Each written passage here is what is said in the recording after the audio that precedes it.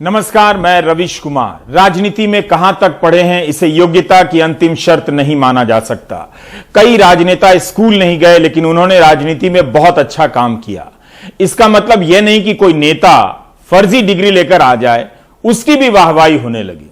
यह बिल्कुल अलग मामला है और फ्रॉड है, क्योंकि तब आप पढ़े लिखे होने का झूठा दावा करते हैं।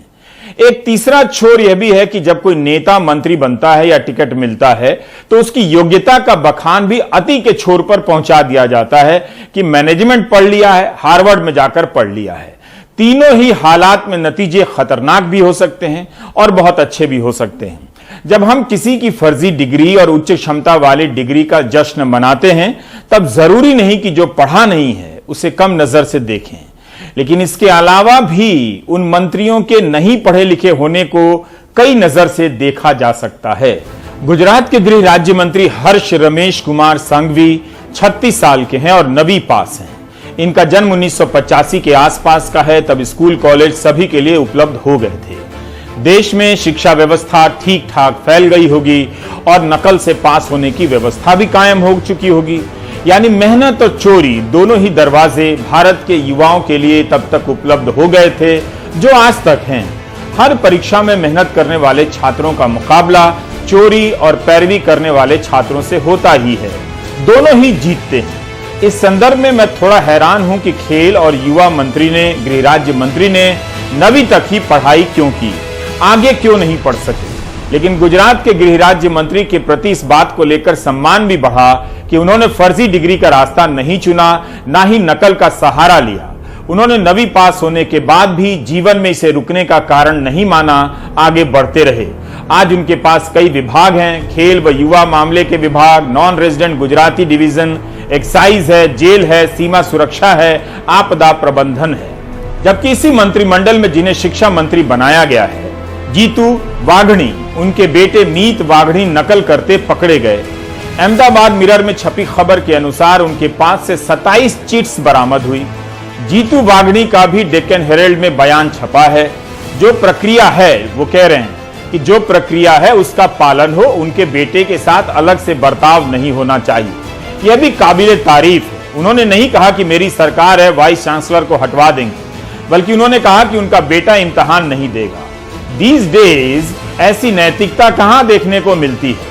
उस साल के कई अखबारों में, यानी 2019 के अखबारों में खबर छपी है कि भावनगर यूनिवर्सिटी के वाइस चांसलर ने कहा है कि 402 छात्र नकल करते पकड़े गए, इनकी जांच अनफेयर मींस कमेटी करेगी।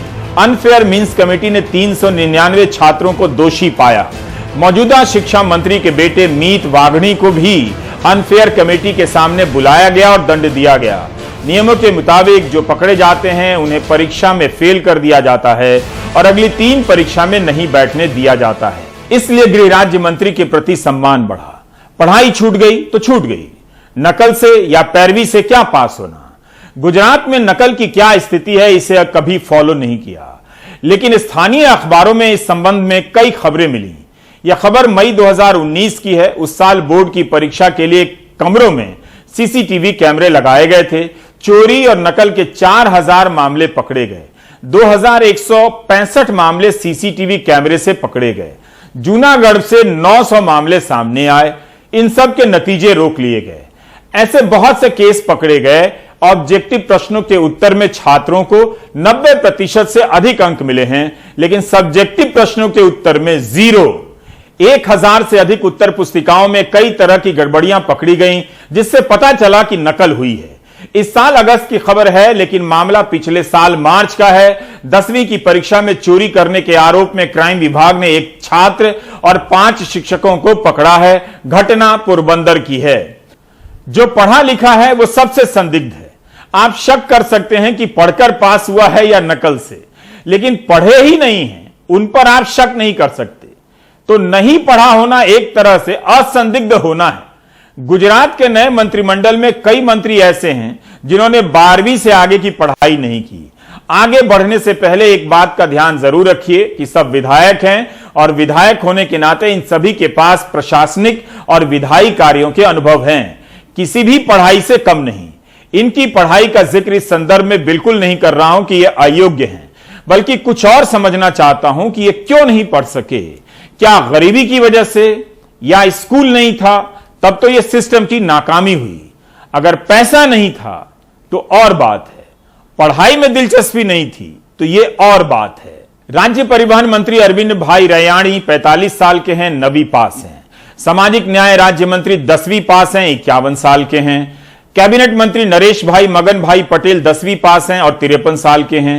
शहरी विकास राज्य मंत्री विनोद भाई अमर सिंह भाई मोराडिया 10वीं पास हैं, 54 साल के हैं। प्राथमिक और माध्यमिक शिक्षा राज्य मंत्री कृष्ण सिंह प्रभात सिंह वाघेला 12वीं पास हैं, उम्र 52 साल है। जल संसाधन राज्य मंत्री जीतू भाई हरजी भाई चौधरी 9वीं पास हैं, 56 साल के हैं। पशुपालन राज्य मंत्री देव भाई पुंजा भाई मालम 63 साल के हैं और 4थी पास हैं। पर्यावरण और जलवायु परिवर्तन राज्य मंत्री जगदीश भाई ईश्वर भाई विश्वकर्मा 12वीं पास हैं, 58 साल के हैं। मुख्यमंत्री और स्वास्थ्य मंत्री डिप्लोमा होल्डर हैं, एक तरह से 12वीं पास हैं। मुख्यमंत्री की उम्र 59 साल है, स्वास्थ्य मंत्री की 60 साल। दोनों को ही रियल एस्टेट बिजनेस का खासा अनुभव हासिल है। गरीबी एक कारण हो सकती है, लेकिन जिनकी उम्र 40 से 50 साल के बीच में है उनके बारे में और जानने की जरूरत है। क्यों 12वीं से आगे नहीं पढ़ सके? गुजरात हमेशा से अग्रणी राज्यों में से एक रहा है। उसकी साक्षरता दर भी बढ़ी है। 2011 की जनगणना के अनुसार 78% से अधिक है। गुजराती मीडिया रिपोर्ट के हिसाब से 25 लोगों के मंत्रिमंडल में आधे से अधिक मंत्री ऐसे हैं जिन्होंने 4वीं, 8वीं, 9वीं, 10वीं और 12वीं की पढ़ाई की है। अगर ऐसा है तो यह भी अपने आप में गुजरात मॉडल ही है। पढ़ाई लिखाई की बात हो गई है तो बिहार भी आइए। पटना के कंकड़बाग में मौजूद इस कॉमर्स कॉलेज में आइए। कितने दिनों से आपने भी किसी कॉलेज के बाहर का दृश्य नहीं देखा होगा। हबीब के कैमरे से आप भी देखिए गेट से पहले कितनी चहल पहल है। पटना के पुराने कॉलेजों में से एक है कॉमर्स कॉलेज। भारत के प्रथम राष्ट्रपति राजेंद्र प्रसाद की सलाह पर पंडित इंदु शेखर झा ने 1949 में इस कॉलेज की बुनियाद रखी। 2018 में यह पाटलिपुत्र यूनिवर्सिटी का हिस्सा हो गया। हमारे सहयोगी हबीब बुधवार को भी यहां गए थे। तब यहां स्कॉलरशिप का फॉर्म भरा जा रहा था और किसी सत्र की परीक्षा थी। इस कारण यहां काफी भीड़ दिखी। यहां भी छात्रों की वही शिकायत मिली जो छपरा की जेपी यूनिवर्सिटी के छात्र करते रहे। इस कॉलेज की वेबसाइट पर अतीत के गौरव यानी लेगेसी को लेकर कुछ लिखा हुआ है, लेकिन वर्तमान उस लेगेसी से कुछ कम ही मैच होता नजर आ रहा है। टीचर रहते पढ़ाते नहीं हैं। फिर आप लोगों को कैसे पढ़ाई हो रहा है? हम लोग का पढ़ाई करता है, क्लास आज सस्पेंड हो गया है, अगला दिन आया, अगला दिन बच्चा लोग आता है फिर मिलता है सस्पेंड हो गया, कोई नोटिस वहाँ से नहीं आया है। ऐसे ही करके बच्चा लोग को घुरा रहा है सब। अब बच्चा लोग पढ़ने के इच्छुक आते हैं, कोई दूर से भी आते हैं, मोकामा से या बाहर बख्तियारपुर सिवान से आते हैं भाड़ा लगा। कोई गरीब घर का भी रहता है, कोई अमीर घर का भी रहता है। बच्चा लोग आते हैं क्लास ज्वाइन करने के लिए, लेकिन क्लास बोला जाता है चपरासी लोग के द्वारा या सर नहीं आए हैं, नेक्स्ट डे आइए। नेक्स्ट डे बच्चा आता है तो बोलता नहीं आए हैं। तो यहाँ पर सर कितने हैं टीचर? यहाँ पे टीचर तो हर एक डिपार्टमेंट लेवल है, हर एक डिपार्टमेंट लगता है 10-20 टीचर हैं, लेकिन आते कोई नहीं है। अभी ये तो नया यूनिवर्सिटी ही बना है, तो ये अभी जो 3 साल में हो जानी चाहिए थी, लेकिन कोविड काल को तो लेकर नहीं हो सकता है, यूनिवर्सिटी तो कहेगी। लेकिन यहाँ पे सेशन लगभग 3 से 4 सालों में पूरा कराया जाता है। ठीक से उसे पूरा भी नहीं कराया जाता। और स्थिति तो क्लासरूम का तो देखिए, सारे कॉलेजों का तो क्लास का सिर्फ खाना पूर्ति होता है, क्लास भी नहीं चलती है, छात्रों को एग्जामिनेशन भी टाइट होती है। और सबसे बड़ी बात है कि जिस यूनिवर्सिटी में बच्चे आते हैं पढ़ने के लिए, कॉलेज में बच्चे आते हैं, रिक्शे वाले, ठेले वाले, साग सब्जी वाले के बाल बच्चे आते हैं, प्रोफेसर के तो बाल बच्चे होते नहीं, वीसी के बाल बच्चे होते नहीं हैं, इसलिए उन लोग को तो इस सब से लेना देना नहीं हो, तो जानबूझकर उन लोग को कंपटीशन में नहीं बैठने दिया जाता है, इसलिए कि सेशन लेट होता है। यहाँ क्लास सभी क्लास होता है, ये मैं बहुत दावे के साथ आपको कह सकता है कि college of commerce arts and science Patna शहर का पाटलिपुत्र विश्वविद्यालय का ए ग्रेड का कॉलेज है, जहां इस बात पर ध्यान दिया जाता है कि किसी स्टूडेंट को कोई सफर नहीं करे और हमारे टीचर अपना ड्यूटी को करें, क्लास को लें। 70% 60% स्टूडेंट का हमारे यहाँ स्ट्रेंथ रहता है, 10% और 15% नहीं भी रहता है। ये कहना एकदम उस स्टूडेंट का गलत है। हमारे यहाँ क्लास पूरा होता है और मैं स्वयं घूमकर पूरे वॉच करता हूँ कॉलेज को कि कहाँ क्लास चल रहा है और क्लास नहीं चल रहा है। छात्रों की यह बात बहुत महत्वपूर्ण है। बल्कि हमने जब 2018 में यूनिवर्सिटी सीरीज की तब भी किसी ने इस तरह की मार्के की बात नहीं कही। दोनों छात्रों का कहना है कि गरीब के छात्र पढ़ते हैं, इसलिए कम ध्यान दिया जाता है। कस्बों, जिलों और राजधानियों के कॉलेजों में पढ़ने वाले छात्रों का एक अध्ययन होना चाहिए कि किस तबके के छात्र वहां अब पढ़ रहे हैं। अगर गरीबों के बच्चे पढ़ रहे हैं और वहां की पढ़ाई अच्छी नहीं है, तब तो गरीब के साथ और भी धोखा है कि वो पेट काटकर कॉलेज भेज रहा है और वहां पढ़ाई नहीं हो रही है। पता चला कि प्रोफेसर के बच्चे अब दिल्ली चले गए हैं। हालांकि इस कॉलेज की नई इमारत बन रही है, जिसके जल्दी ही चालू हो जाने के आसार बताए जा रहे हैं, लेकिन अभी तक यहां क्या हाल था उस पर भी गौर करना जरूरी है। 10,500 छात्रों के लिए 55 कमरे ही हैं। औसत निकालिए तो 190 छात्रों के लिए एक कमरा। इतने बड़े कमरे तो नहीं हैं। कितनी घुटन हो जाती होगी। एक क्लास के खत्म होते ही दूसरी क्लास के छात्रों की भीड़ लग जाती होगी। आप कल्पना कीजिए कि एक कॉलेज में छात्रों की संख्या 10,500 हो गई है, लेकिन यहां शिक्षकों के मंजूर पदों की संख्या 1970 के हिसाब से 51 साल पहले के हिसाब से शिक्षकों के मंजूर पदों की संख्या है। बिहार ने खुशी खुशी अपने बच्चों के बर्बाद होने की रणनीति बनाई है। इसमें बच्चों के मां बाप का बड़ा योगदान है और बच्चों का तो है ही। बिहार के नौजवानों को खराब शिक्षा व्यवस्था का स्वाद लग गया है। वे इतने सहज हो गए हैं कि इसकी बात भी नहीं करते होंगे, बस यहां आते होंगे और यहां से जाते होंगे। यह बता रहा है कि अगर नीतीश कुमार बिहार के सारे कॉलेजों को हमेशा के लिए बंद कर दें तो उनकी लोकप्रियता और बढ़ जाएगी। छात्रों से पहले उनके मां बाप ही आगे आकर कहेंगे कि बहुत अच्छा काम हुआ, खुशी के मारे 7 दिन का व्रत करने लगेंगे। बिहार के शिक्षा संस्थानों की जर्जरता छात्रों और उनके माता पिता की राजनीतिक जर्जरता का प्रमाण है। बाकी हम भी अपना टाइम पास ही कर रहे हैं इसे दिखाकर। मेरा क्लासरूम तो एकदम सही है, बट मेरे डिपार्टमेंट में सिर्फ एक ही क्लासरूम है अभी, जो बहुत दिक्कत फेस करना पड़ता है। कभी फर्स्ट ईयर वाले बच्चे आते हैं तो सेकेंड ईयर वाले को लैब में फिट किया जाता है, फिर थर्ड ईयर वाले आते हैं तो सेकेंड ईयर वालों को छुट्टी कर दिया जाता है। तो ऐसे होता है कि तीनों बैच के लड़के एक साथ कभी क्लासरूम में बैठ नहीं पाते, बहुत दिक्कत झेलना पड़ता है हम लोगों को इस चीज़ के लिए। एक क्लासरूम में 3 क्लास होता है। एक क्लासरूम में तीनों ईयर के बच्चे पढ़ते हैं, अलग अलग टाइम पे पढ़ते हैं तीनों। तो कभी 9 बजे से क्लास जो चालू होता है तो 11 बजे हम लोग को छोड़ दिया जाता है, फिर 11 बजे से जो आते हैं बच्चे वो पढ़ते हैं, फिर मतलब 3 शिफ्ट में चलाया जाता है क्लासरूम। ये क्लासरूम की वजह से हो रहा है। सिर्फ क्लासरूम होता तो एक ही शिफ्ट में तीनों ईयर के बच्चे पढ़ते, पर क्लासरूम है ही नहीं। इससे प्रॉब्लम होता है? बहुत ज़्यादा होता है। इससे प्रॉब्लम ये होता है कि अनटाइम टेबल रहता है सबका। कभी एक बच्चे आते हैं जल्दी जल्दी, दूसरे वाले गेट पे खड़े रहते हैं कि हम लोग कब एंट्री मारे ये निकले तो। और फिर होता है कि कभी कभी होता है कि दोनों ईयर का टाइमिंग मैच हो जाता है, तो एक ईयर वाले लैब में पढ़ते हैं बैठ के और एक ईयर वाले क्लासरूम में बैठ के पढ़ते हैं। फिजिक्स डिपार्टमेंट में बीसीए चलता है। बीसीए एक वोकेशनल कोर्स है और मॉर्निंग शिफ्ट में उसी डिपार्टमेंट में मॉर्निंग शिफ्ट में बीसीए चलता है और डे में फिजिक्स मैंने बीएससी और एमएससी मेरा चलता है, जो 4:30 बजे तक चलता है। तो अब न्यू बिल्डिंग उसके लिए बीसीए के लिए बन चुका है कॉलेज में, जो टेक्निकल भवन के नाम से है। वो हमने इनको दिखाया भी है और उस टेक्निकल भवन में 10 से 15 दिन के अंतर्गत वो बीसीए वहाँ से शिफ्ट कर जाएगा, तो फिजिक्स डिपार्टमेंट इंडिपेंडेंट वहाँ पर हो जाएगा, तो किसी क्लासरूम की कोई कमी नहीं रहेगी। ऐसे भी लड़कों के दृष्टिकोण से क्लासरूम की कमी नहीं है, क्योंकि मॉर्निंग शिफ्ट में बीसीए चलता है और उसी में डे शिफ्ट में फिजिक्स का डिपार्टमेंट बीएससी और एमएससी चलता है। फिर भी मैंने टेक्निकल भवन जो अभी बनाया है नया, उसी में बीसीए को अभी 10 दिन के अंदर मैं शिफ्ट कर रहा हूँ। तो हम समझते हैं ये प्रॉब्लम भी हमारे बीच अब नहीं रहेगी। कॉलेज के प्रिंसिपल ने ही बताया कि 175 शिक्षकों का पद मंजूर है, 150 शिक्षक है। इस हिसाब से भी 25 कम है। 1970 के हिसाब से पदों को मंजूरी दी गई है। इस बीच विभागों की संख्या कितनी बढ़ गई, छात्रों की संख्या कई हजार हो गई, 10,500। क्या इन 50 सालों में किसी का ध्यान नहीं गया? यह गलती से नहीं हुआ होगा, बल्कि किया गया होगा ताकि हजारों हजार छात्र बर्बाद हो जाएं। इन वर्षों में यहां से पास होने वाले हजारों छात्रों ने क्या कभी खराब शिक्षा को लेकर नेताओं से नहीं पूछा? क्या उन्हें पता भी चला कि यह सवाल पूछा जाना चाहिए?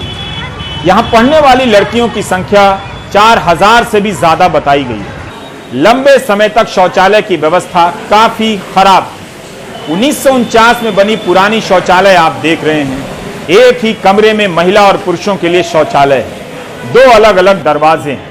ऐसा लगता है कि पहले यह शौचालय पुरुषों के लिए बना था, बाद में लड़कियां इसे इस्तेमाल करने लगी। शौचालय के अंदर जाते ही इसका असली रूप आप देखने लगते हैं। दीवारें टूटी हुई हैं, बिजली नहीं है, रोशनी नहीं है, अंदर कोई खिड़की नहीं। 1949 में बना यह शौचालय 2021 में भी काम आ रहा है। कुछ समय पहले कॉलेज ने अपनी तरफ से 10 नए शौचालय का निर्माण कराया, लेकिन इतनी सारी छात्राओं के लिए यह काफी नहीं है। नए शौचालय तब बने जब हाई कोर्ट की तरफ से डांट पड़ी।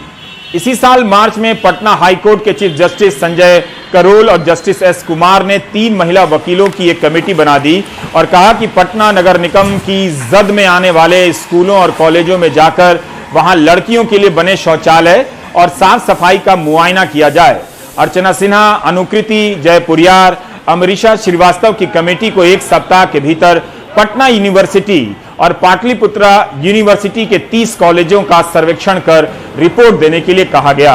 कमेटी ने अपनी रिपोर्ट भी दे दी, जिसे देखकर हाईकोर्ट ने कहा था कि यह शौचालय जानवरों के इस्तेमाल के लायक भी नहीं है, कोई इंफ्रास्ट्रक्चर नहीं है, शौचालय भी नहीं है, ना उसका रखरखाव है, सैनिटरी वेंडिंग मशीन तक नहीं है, ना ही इसके लिए फंड। मैंने कहा था कि हमारे समय का सबसे बड़ा फ्रॉड है घटिया कॉलेज, उनके भीतर घटिया इंफ्रास्ट्रक्चर को उनके हाल पर छोड़कर दुनिया को बताना कि भारत विश्व गुरु बन गया है या बनने वाला। विगत 10 वर्षों में इस पर ज्यादा ध्यान दिया जा रहा है कि नहीं, टॉयलेट लड़कियों के लिए अलग से होना चाहिए। तो हमारे महाविद्यालय में जो टॉयलेट था वो लड़कियों के लिए किया गया था, लेकिन उतना उचित नहीं था, जिसको हमने इधर विगत 3 साल में अपने महाविद्यालय में इस काम को बहुत अच्छे ढंग से अभी कर दिए हैं और कर भी रहे हैं। कॉलेजों के शौचालयों के हाल पर बात करनी चाहिए, इससे पहले कि भ्रम फैल जाए कि कोई स्वच्छता क्रांति हो गई है इस देश में। दिल्ली विश्वविद्यालय से लेकर तमाम यूनिवर्सिटी के छात्रों को शौचालयों की साफ सफाई की हालत की तस्वीर लेकर 2 अक्टूबर के दिन ट्वीट करना चाहिए, ताकि इस पर भी सरकार का ध्यान जाए और सुधार हो। सारे पत्रकारों को टैग कर तस्वीरें ट्वीट कीजिए, ताकि वे इस पर रिपोर्ट करें और प्रधानमंत्री की नजर पड़ जाए। खैर, हम पटना के कॉमर्स कॉलेज की गाथा कह रहे हैं। इस कॉलेज के एक प्रोफेसर एमएलसी बन गए तो उन्होंने भी अपने फंड से 200 सीट का एक ऑडिटोरियम बनवा दिया। बिहार सरकार ने कहा 800 सीटों का ऑडिटोरियम बनेगा, लेकिन वह पैसा नहीं आया आज तक। जब तक परीक्षा के लिए हॉल या ऑडिटोरियम नहीं बनेगा, यहां भीड़ की समस्या बनी रहेगी। 10,500 छात्रों के पढ़ने की क्या सुविधा है आप देख रहे हैं। क्या 150 शिक्षक 10,500 छात्रों को पढ़ा सकते हैं? इन छात्रों को बर्बाद करने से क्या आप अंदाजा लगा रहे हैं कि 10 साल बाद समाज को किन नतीजों का सामना करना पड़ेगा? वैसे भी जो शिक्षक नहीं पढ़ाने वाले वो इस संसार के सबसे सुखी प्राणी होते हैं। कहीं भी ऐसे शिक्षकों की भी रैंकिंग होनी चाहिए और श्रेष्ठ बर्बादक नाम से पुरस्कार दिया जाना चाहिए। हर कॉलेज में ऐसे शिक्षक हैं जिनके कारण दिन रात पढ़ाने में लगे रहने वाले शिक्षक भी बदनाम होते रहते हैं। कोरोना काल के पहले 2018-19 में ऑडिटोरियम का प्रपोजल बिहार सरकार को हमने दिया था और बिहार सरकार ने उसको सैंक्शन भी कर दिया। और अभी ऑडिटोरियम में एग्जामिनेशन हॉल भी 3 फ्लोर बनना है। कुल 12 से 15 करोड़ का बजट है, तो बिहार सरकार उसको सैंक्शन भी कर दिया है, लेकिन अभी तक कॉलेज को मिला नहीं है सैंक्शन लेटर, जिसके कारण उससे आगे की कार्रवाई नहीं हो सकी है। लेकिन अब कोरोना काल खत्म होने पर हम प्रयास लगातार हम सरकार के संपर्क में हैं कि वो ऑडिटोरियम बन जाए और लड़कों को उससे सुविधा हो, क्योंकि ये कॉलेज बड़ा कॉलेज है और नैक से A ग्रेड का कॉलेज है।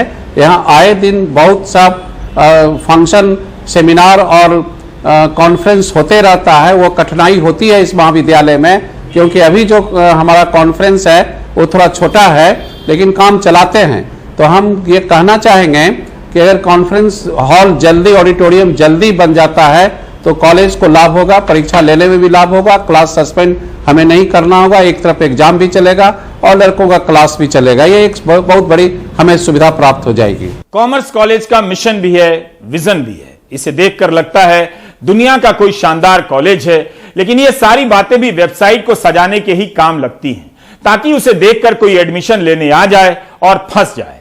पहले इस कॉलेज की वेबसाइट में प्रवेश करते ही विजन सेक्शन मिलता है।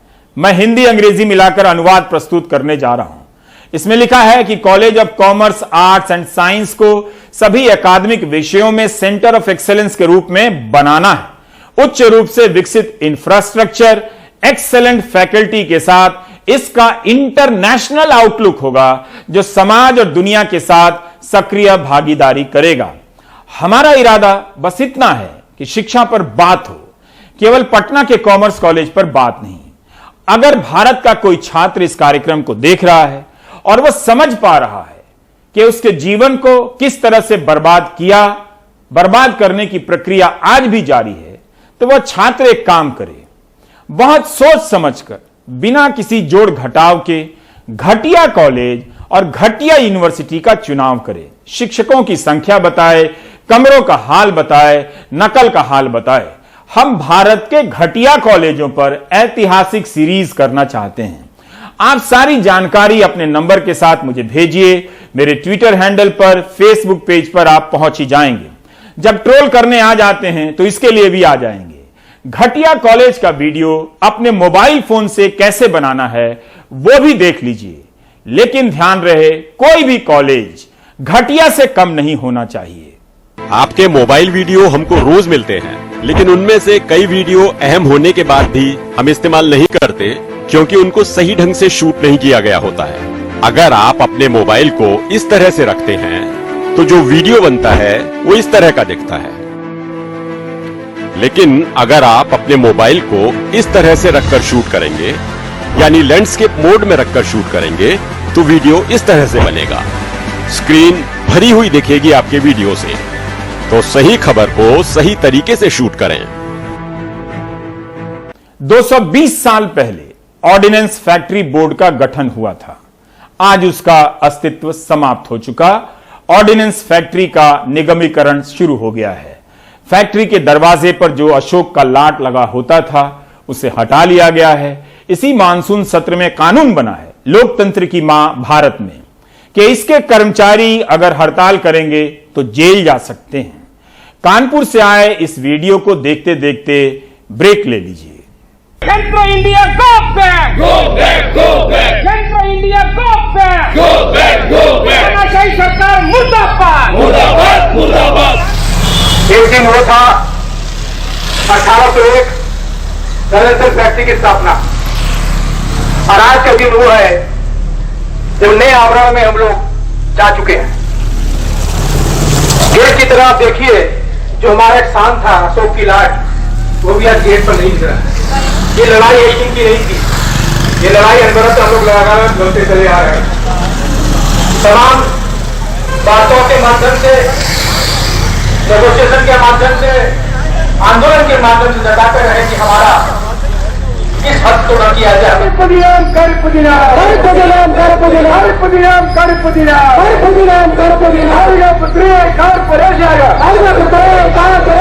हम अपने खाली टिफिन के घर से लेकर के आए हैं, वो खाली टिफिन रख देंगे, जो इस बात का प्रतीक होगा कि तुमने जो ये साजिश की है, तुम्हारा ये जो फैसला है, ये फैसला रक्षा सैनिक कर्मचारियों के मुंह का निवाला छीनने वाला फैसला है, और ये खाली टिफिन उसी बात के परिचायक है, उसी बात के प्रतीक है।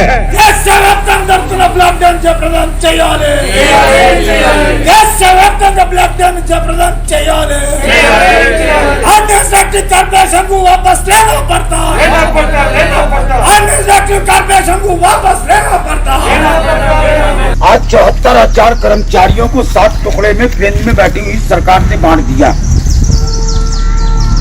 आदेश शक्ति का एहसास आप सभी को बचे थे कि 3-3, 4-4 युद्ध हम लोगों ने आजादी के बाद इस देश के लिए आज निर्माणी के कर्मचारियों ने सेना को गुणवत्ता युक्त मटेरियल उपलब्ध कराया और हमने चारों युद्ध जीते। काला कानून वापस करो, वापस करो। निजीकरण नहीं चलेगा, नहीं चलेगा, नहीं चलेगा। निजीकरण नहीं चलेगा, नहीं चलेगा। काला कानून वापस करो, वापस करो। इंकलाब जिंदाबाद, जिंदाबाद, जिंदाबाद। इंकलाब जिंदाबाद, जिंदाबाद, जिंदाबाद। इंकलाब जिंदाबाद, जिंदाबाद। लेबर यूनियन करे पुकार, इंकलाब जिंदाबाद। एसटीएस यूनियन करे पुकार, इंकलाब जिंदाबाद। कामगार यूनियन करे पुकार, इंकलाब जिंदाबाद।